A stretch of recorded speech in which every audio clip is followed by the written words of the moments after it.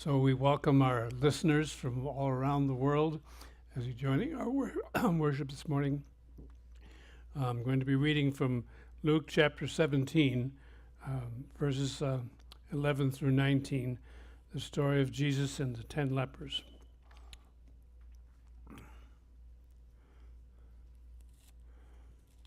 While traveling to Jerusalem, Jesus passed between Samaria and Galilee. As he entered a village, 10 men with serious skin diseases met him. They stood at a distance and raised their voices, saying, "Jesus, Master, have mercy on us." And when he saw them, he told them, "Go and show yourselves to the priests." And while they were going, they were healed. But one of them, seeing that he was healed, returned and with a loud voice gave glory to God.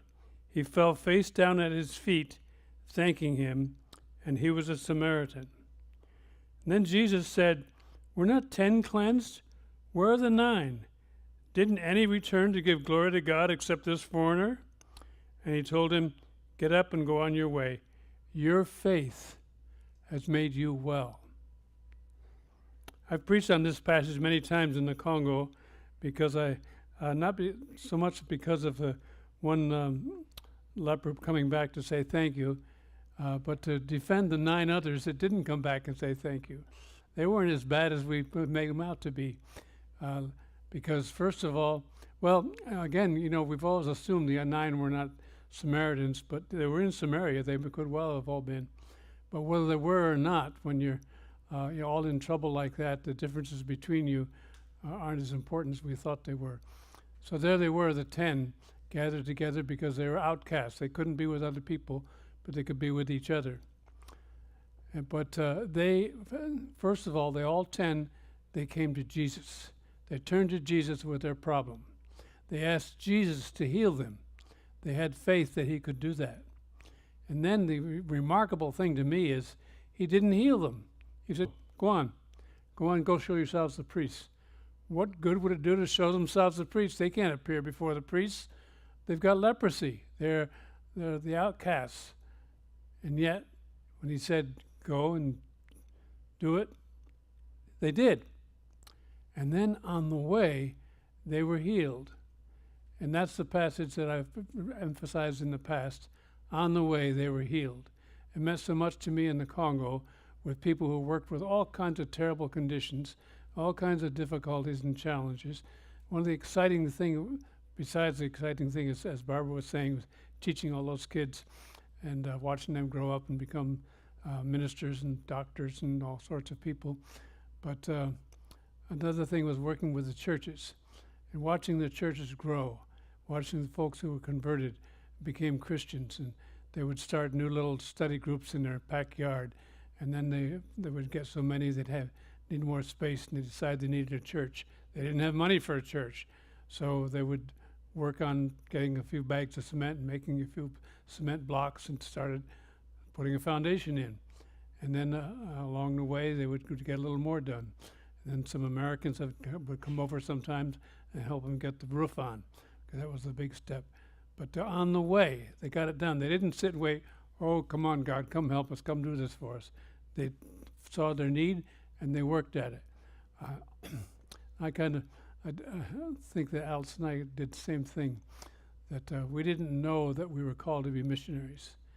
What we felt strongly because of our experience in seminary and the reading we've been doing and the mission offerings we were taking in the little church where I was a pastor in Kansas, we felt we ought to be willing to be missionaries. It was up to God to decide whether we would be missionaries or not. So we filled out the forms, and when we didn't answer right away, when they came to see us, the recruitment person, and so gradually, step by step, we walked on the way. God led us into this wonderful career we've had, and His great rewards we've had. And as I look back on it, it's just hard to believe that really happened that way. We were appointed as missionaries in May of 1960. And if you know Congo history, in June of 1960, they got their independence. In July of 1960, they rebelled against their Belgian officers and others that were still there running things, and most of the missionaries had to leave. We were in our first month preparing to go overseas, but we were young, and maybe our family thought we were foolish because we were going off to Africa with our little kids. But we, step by step, on the way, and he's still doing that for us. But I didn't want to talk so much about that today. I wanted to think about one other character in this story, and that's Jesus himself, what Jesus was doing with those lepers. And then I think of his work with the Samaritans, and there are so many references to Samaritans. You know the story, many of you do, that the Samaritans were the people in the northern, there was Galilee in the far north, and Judea in the far south, and in between was the area, the former kingdom, and they called it Samaria because that was their capital city, and helped the man out when the others wouldn't help them. And I've been thinking about that, and I said, if Jesus were telling that story during the Second World War here in California, would have been a good Japanese that helped out. If it were in Europe during that period, it would have been a good Jewish person. But in each area, we find these people that were hated by others. But Jesus was a rebel. Jesus was a challenger. Jesus did not follow what everybody else was doing. He was bringing the love of God to everyone. Now, Dr. John has made it very clear to us that we're saved by grace and nothing else, by grace plus zero. But as saved Christians, we do have a walk with the Lord. And I was thinking about our relationship with Jesus, and about 2 months ago, I got a phone call from a lady in Oregon. One of the exciting things that Allison and I have done since we've been retired, way back in 1995, is that wherever we've lived, and we've lived in New York, Virginia, Oregon, California, now we live in Arizona. Wherever we've lived, we've been a part of a local church, and also a part of a local small group. And the work that Barbara's doing, she's mentioned how rewarding that is, and how it's been for us too. And because when we gather together as Christians and study together and share together, I participate with some of you on Thursday evenings here, and I participate with groups over in Ehrenberg and the two little churches that are over there. And in each place, we get to know the Lord better and we get to know each other better. So I recommend those small groups. I hope some of you ladies will be participating in that group that's starting up. I don't know if it's starting this month, I think, with at least 3 churches are participating. That's a rich experience for you. I really enjoyed when we had the men's breakfast, men's meeting, not breakfast, Friday mornings. When we first started going there, we had up to 20 people. But when it dwindled down to 2, Frankie and I just joined the folks on Thursday evening, which we're doing now. And we're very blessed by it, working our way through Daniel. But the reason I'm mentioning that is this lady who had been a part of our group in Oregon, after I'd been away quite a while, we moved away from Oregon in 2016. She called me up one day and said that I've found this study book and it's so good I wanted to share it with you. So she did, and right away I ordered it. It was called Rediscover Jesus, and it's by Matthew Kelly, and I discovered my daughter had already read it, but it's written with 40 chapters for 40 days. You read 1 chapter a day, and I got the book in the mail on the 1st of August, so I read through 31 chapters in August, and now I'll read the 4th one today in September. But one of the reasons it's so important to me, this is all about rediscovering Jesus, because I was thinking of another issue that came up in the little church that meets on Saturday Saturday evening, and we didn't meet last night, but normally we do. The pastor's wife was away, and the pastor was away, and his wife spoke, and she gave me some new insights on the 3rd commandment. Thou shalt not take the name of the Lord thy God in vain. I've always thought I was pretty good on that commandment, maybe not so good on some of the others, but in my family growing up, my dad swore a lot, my older brothers did, one brother and my sister and I, we listened to our mother, and we didn't take the Lord's name in vain. You don't misuse God's name like that. So we didn't, and we don't, and I don't yet today. So I thought I was pretty good on that. But the pastor's wife said, you know, there are many ways we can take the Lord's name in vain. It's not just using those words. And that struck me. That was really. We're Christians. Are we acting like Christians? If we call ourselves Christians, that's the little Christ, then if we're not acting like Christians, we're taking his name in vain. We Christians, when we misbehave, when we don't love, when we don't do what Jesus did, when we let ourselves be divided and look down on others around us, that's not Christ-like. That's therefore we are taking the Lord's name in vain. And so I said, well, reading this book about Jesus, if we're going to be like Jesus, we need to know him better. And there's something important for us to realize is there's a difference between knowing Jesus and knowing about Jesus. We can study the Word, we can learn facts, and we can believe them, but we need the daily experience with Jesus. So as I was reading this book then about how Jesus would act, I realized that there are many things we could be doing to be like Jesus. Many things we do, and perhaps not enough. And that's why I wanted to sing today, as we did, they'll know we are Christians by our love. They'll know we are Christians by our love. Well, what do they know by our hatred? And is our hatred an issue for us? And again, as I mentioned before, we always seem to find somebody to hate. In the Congo where we lived, in the first village, it wasn't in the village, it was a mission station, but there are 3 villages near us. The 3 villages belonged to 3 different tribes, and they really didn't like each other.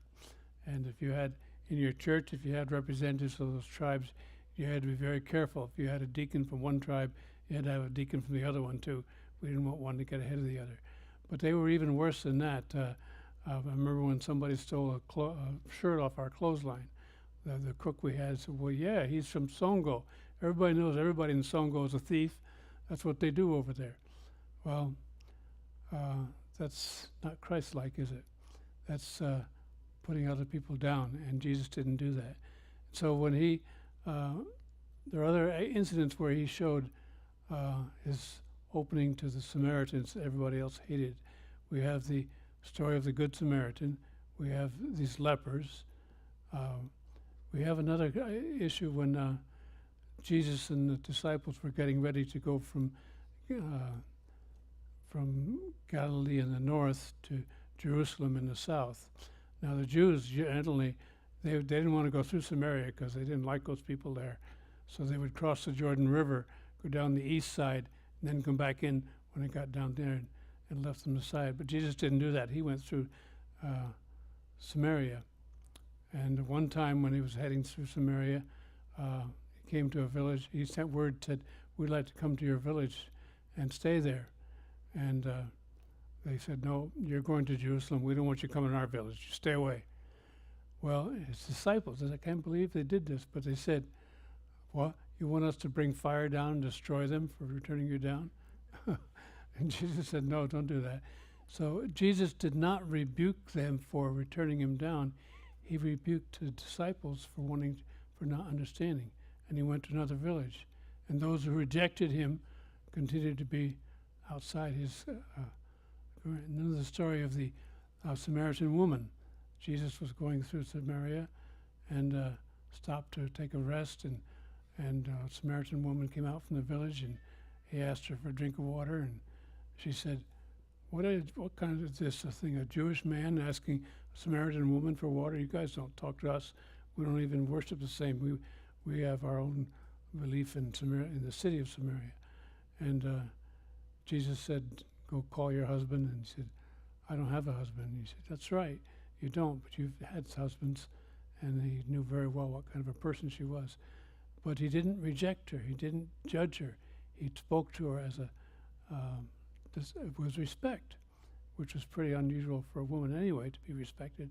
For a Samaritan woman to be respected by a Jew was really revolutionary, and that's what Jesus did all along the way. So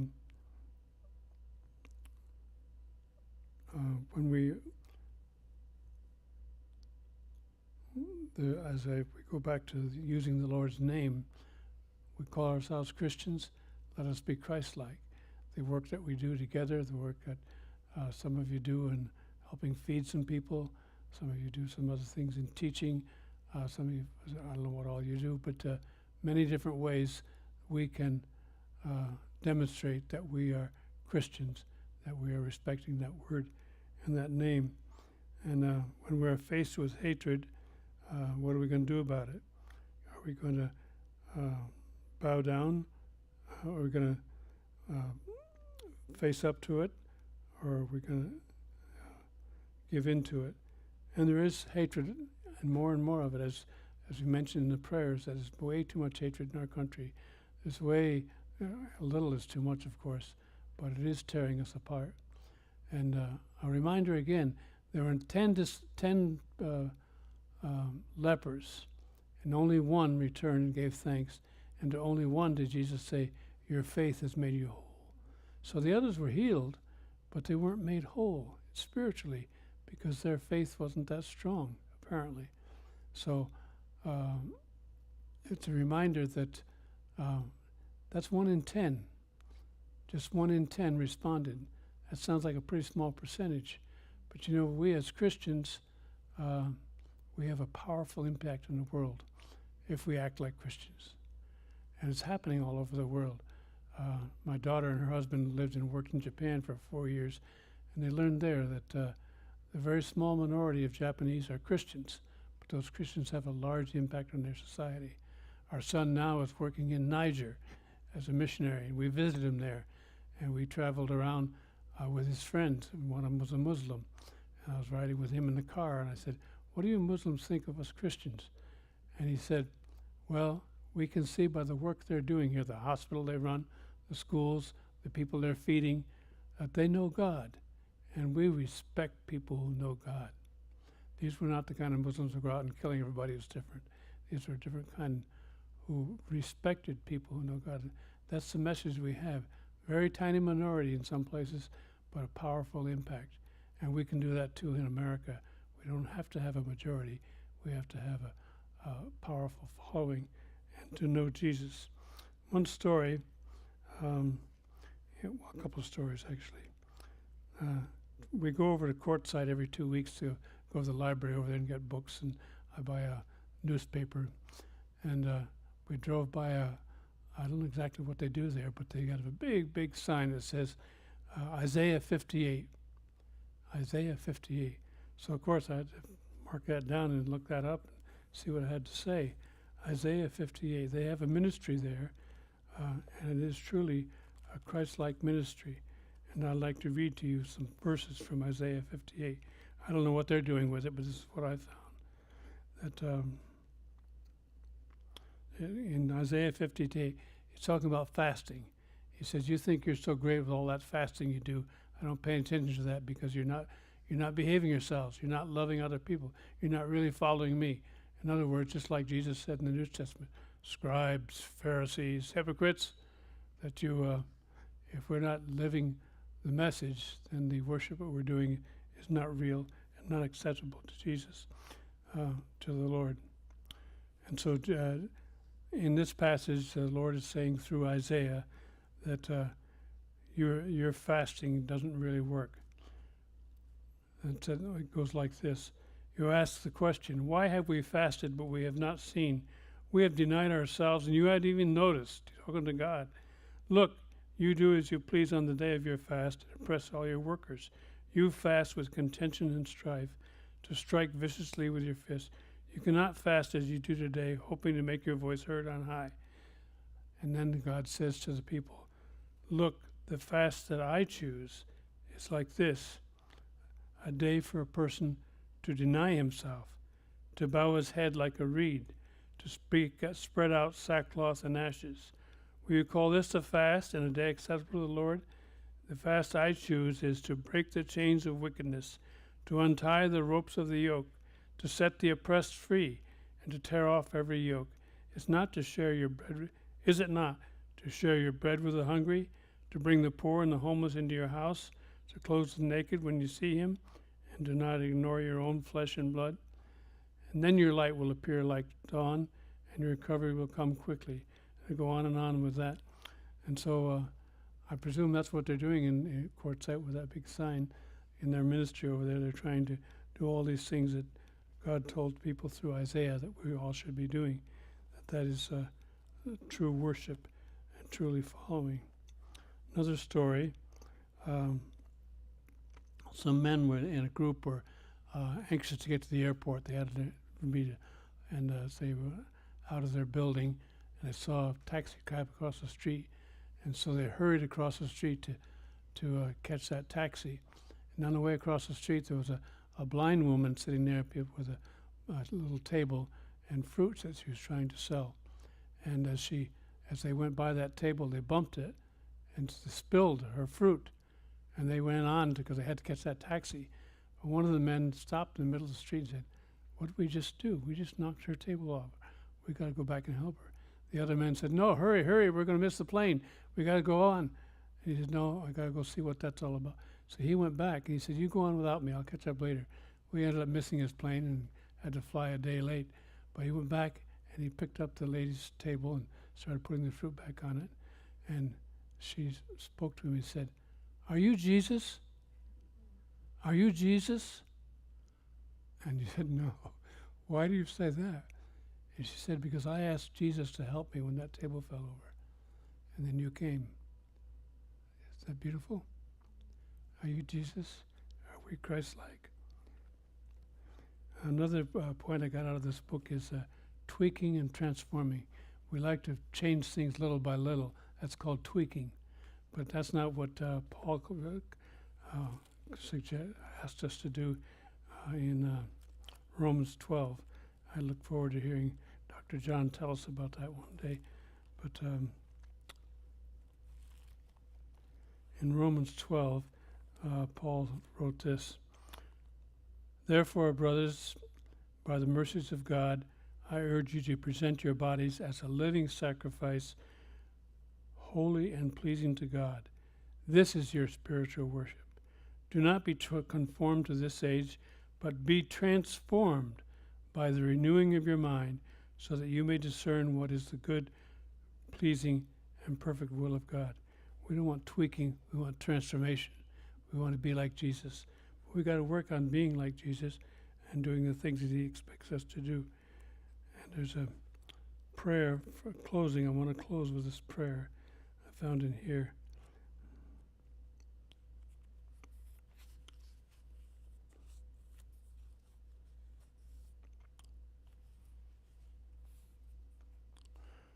The sad, tragic, and miserable truth is that most of us have never prayed a prayer of transformation, not even once in our lives. Most of us have never come before God and prayed. Well, we're going to do it now. Let's bow our heads for prayer. Loving Father, here I am. I trust that you have an incredible plan for me. Transform me. Transform my life. Everything is on the table. Take you want to take and give what you want to give. Transform me into the person you created me to be, so I can live the life you envisioned for me. I hold nothing back. I am 100% available. How can I help? Amen.